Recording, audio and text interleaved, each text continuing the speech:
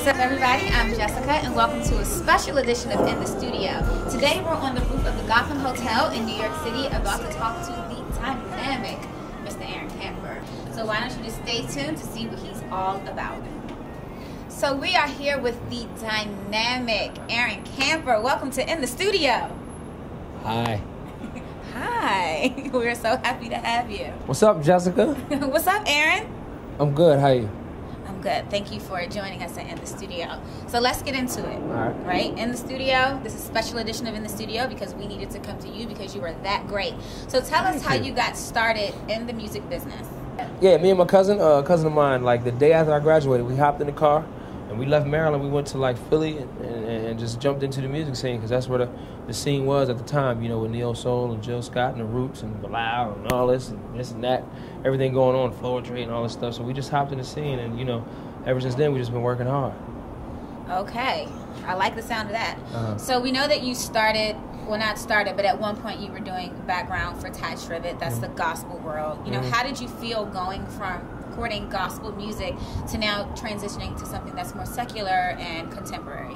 To me, to the church and gospel community, you know, it would be a big thing, but the way I grew up, you know what I mean, with my dad, we had the Winans and we had Phil Collins, you know what I'm saying? We had Commission and Marvin Gaye too, you know what I mean? My dad he taught us an appreciation of music as a whole and not just gospel, or not just R&B, or not just pop, or just soul. You know what I mean? We kind of had everything. One of my favorite singers, I just met him yesterday, Michael McDonald. I listened to him when I was like 6, and I've just been listening to him ever since. You just can't stop a good song, you know what I mean? Whether that be gospel or whether that be a bluegrass song, you know what I mean? So I never had a battle with the two, you know what I mean? Sam Cooke was the first gospel star, and he left and did secular music. So that's always been an argument, the sacred versus the secular. So I don't, it's not an argument to me, or it's not a debate. So, you know, I didn't have a problem with it at all. Just as long as my parents were happy and comfortable, that's all that mattered to me. And as long as you're happy in what you're doing now, absolutely. Absolutely. So let's talk about how you define yourself. What genre do you really fit into? Because listening to your music, there is that R&B feel, there's that rock feel, there's that soul. You know, how would you define yourself as an artist? I mean, I wouldn't define myself because every day I like something different. Like today, I'll listen to a whole Jodeci album and just be on Jodeci all day. Then tomorrow, I'll be listening to Simon and Garfunkel and I'll just be, you know what I mean? So me personally, I just like to write what's honest. So we're going to talk about your style because you are funky, fresh to death. I mean, I want that sweatshirt. I'll take it off right now. Strip. Do you mind me taking you? I'm not gonna do it. See, you know they back here like, don't take the lapel. My God, I'll take this shirt off right now. All right. Where do you get this, like? I really don't know. However I feel, whatever I get up and I'm never home, so whatever's in my bag, I'll put it on. Some days it matches, some days it don't. But it's all about you. Like, I can have on like a fur coat and some swimming shorts and flip-flops, but I gotta walk around like, what's wrong with you? You should have on a fur coat and some flip-flops and swim. But if I walk around like that, then you'll be like, yeah, maybe I should put on a fur coat and some, you know what I'm saying? But whatever. Sometimes, you know, I don't know. Sometimes I like to dress up. Some days I don't. Some days I like to wear Jordans. Some days I don't. You know what I mean? Just how I feel. Well, we appreciate the fashion that's coming on in the studio. It means a lot. Thank you. No, thank you. I'm sure when you write your lyrics and when you're in the recording studio and you're singing your music and you have all this passion and all this soul pent up in this release, where does that come from? I feel like with a lot of emotion, there is generally a story. Where do you draw your inspiration from when you're singing and when you're writing? My life, you know, whether it be relationships, you know what I mean? I think everybody has gone through enough in a relationship setting to be able to write a book, a song, a story, a poem, you know what I mean? However, you know what I mean? That's my creative gift, you know what I mean? That's just how it comes out. Life.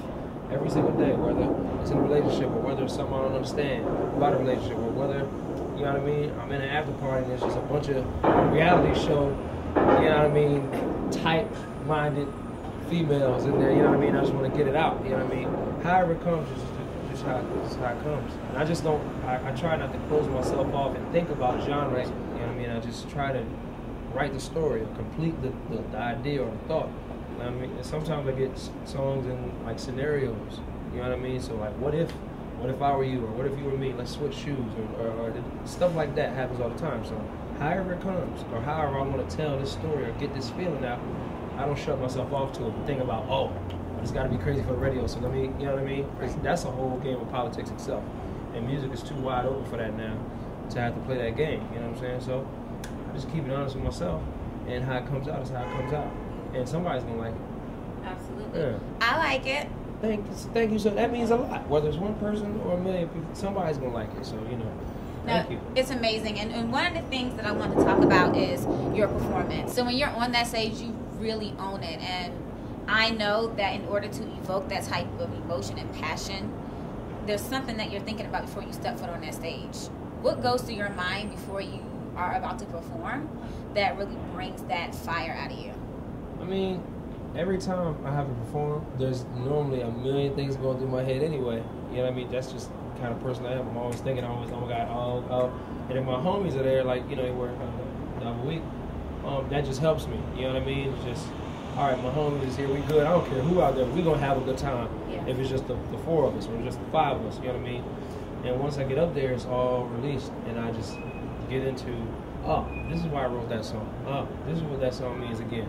And when I get into it, and I start telling that story again, it just builds up, you know what I mean? And whoever's in the audience got to get it, you know what I mean, that night. So that's just how it goes, you know what I mean? So you're like reliving each song every time you sing it? Yeah, it gets like that sometimes. So talk to me about the grind.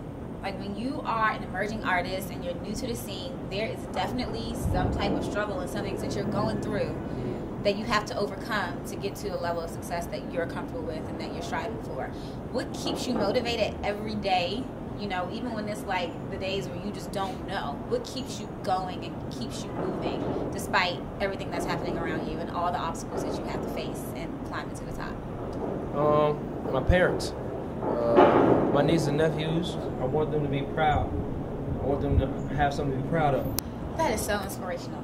So one of the things that I love about this show, that I adore about this show, is the performance.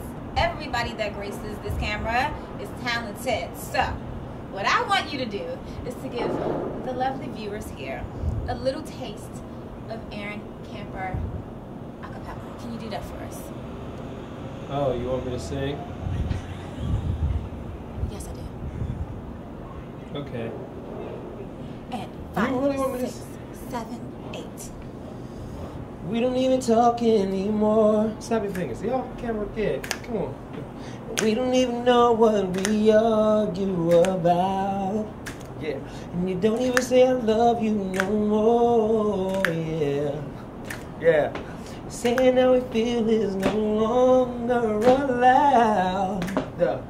Some people work things out and some just don't know how to change. Yeah. Oh. Snap. Let's don't wait till the water runs dry. Nah, cause we might watch our whole lives pass us by.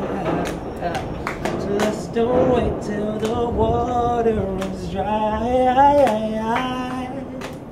We'll be making the biggest mistake of our lives. Don't do it, baby. Yeah. Woo! Yeah. Yes! Well, let's do that again. Yes, ladies and gentlemen. Mr. Aaron Camper, give it up one more time. Yeah. I think we're coming. We kind of got a little thing on us, because you got the thing, and we kind of got another one. Last one. All right. We enjoyed you on in the studio. Thank you again for joining us. We do hope that you come back to see us. I will. All right. For everybody, again, I'm Jessica. We are with the dynamic and hilarious Mr. Aaron Camper. Until next time. Bye. I'm begging, baby. I'm begging, baby. Baby, I'm begging, baby. I'm begging, baby.